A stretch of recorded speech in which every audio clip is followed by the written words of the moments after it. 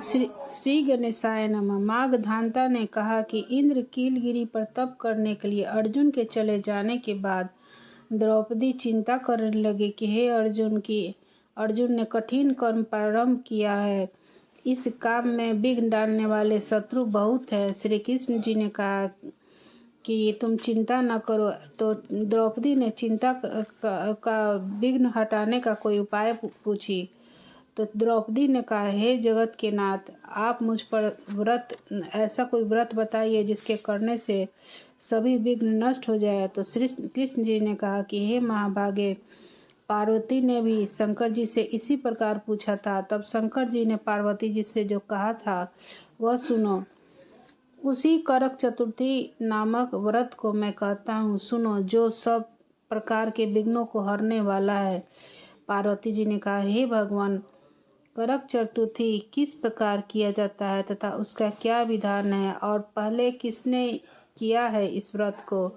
शंकर जी बोले, हे पार्वती, रत्न विभूषित चार दीवारियों से घिरे स्वर्ण और तथा चांदी से भवनों से भरे विद्वान सुसेवित लोकों को वश में करने वाली दिव्य स्त्रियों से शोभामान जहाँ ध्वनि हो रही है, ऐसे स्वर्ग से भी मनोहर परम रमणीक इंद्रप्रस्थपुर दिल्ली शहर में एक वेद शर्मा नामक ज्ञानी ब्राह्मण रहता था।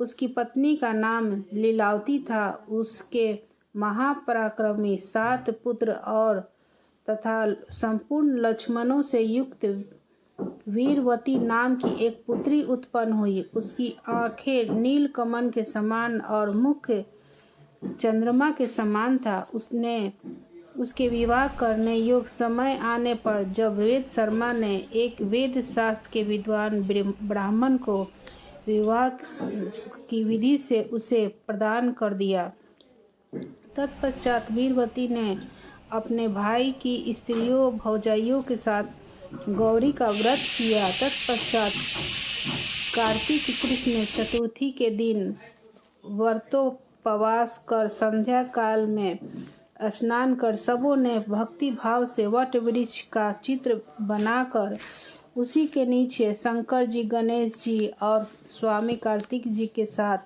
पार्वती जी का चित्र बनाया। ओम नमः शिवाय इस मंत्र से गंध पुष्प अक्षत आदि से गौरी का पूजन किया। फिर शिव जी, गणेश जी तथा सदानंद का अलग अलग पूजा करती हुई पकवान, अक्षत, दीप से युक्त 10 कड़वा और गेहूं से पिसा हुआ तथा गुड़ से बना नैवेद्य, ठेकुआ एवं और भी अनेक प्रकार के फलादि भोज पदार्थों का अर्पण। तत्पश्चात अर्घ देने के लिए चंद्रोदय की प्रतीक्षा करने लगी। सभी पूजा करने के बाद वह चंद्रमा का इंतजार करने लगी। इस बीच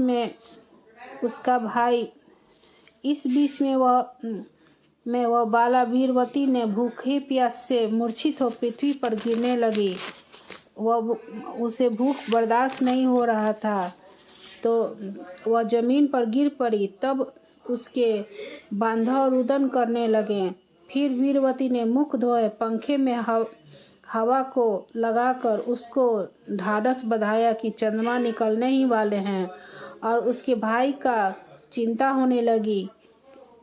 उसके भाई का चिंता कर एक महान वट वृक्ष पर चढ़ गया। उसने बहन के लिए एक महान वृक्ष पर चढ़ गया। बहन के प्रेम से दुखी उसका भाई जलती हुई लुकारी ले आया, चंद्रमा का बहाना कर दिखाया। तब वह उसे चंद्रमा का उदय जान दुख को त्याग विधान से अर्घ देकर भोजन किया। इस प्रकार व्रत को दूषित होने के कारण उसका पति मर गया। तब वीरवती अपने पति को मारा देख पुनः शिव जी का पूजन कर 1 वर्ष तक निराहार रहकर व्रत किया।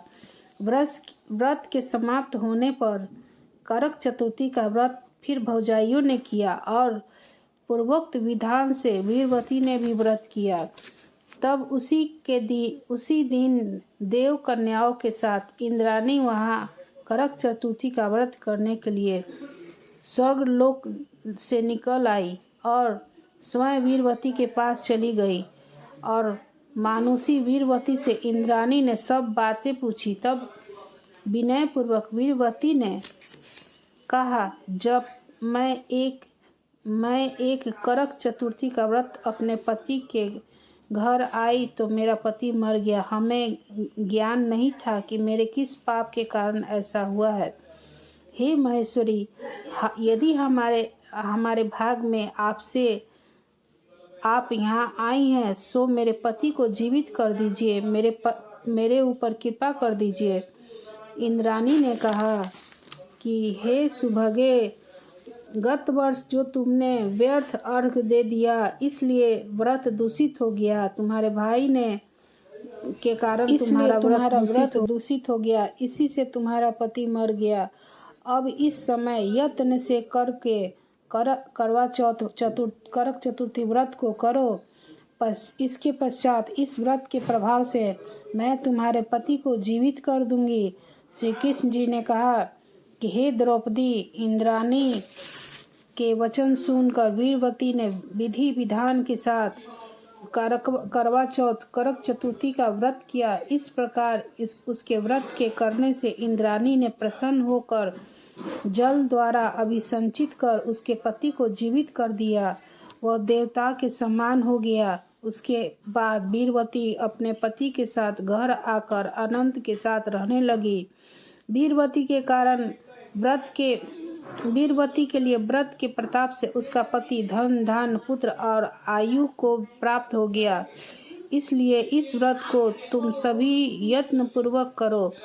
सूत जी ने कहा, हे ऋषियों, इस प्रकार श्री कृष्ण से वचन सुनकर द्रौपदी ने भी इस व्रत को किया, जिसके प्रभाव से संग्राम में कौरवों को जीतकर पांडवों ने अतुल्य राज्य को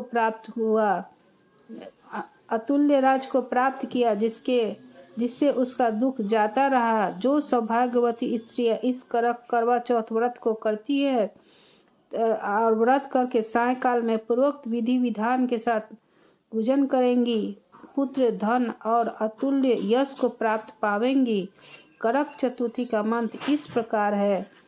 करक के मंत्र को पढ़कर दुग्ध अथवा जल से पूर्ण कलश में पंचरत्न डालकर ब्राह्मण को दें और कहें कि हे गणेश जी, इस करवा दान से मेरे पति का बहुत काल तक जीवित रहे, मेरा सौभाग्य सदा बना रहे। सौभाग्यन स्त्रियों को दें और उनसे भी करवाएं। इस प्रकार व्रत को सौभाग्य की इच्छा रखने वाली जो स्त्री करेगी वह सौभाग्य, पुत्र और अचल संपत्ति को पावेगी।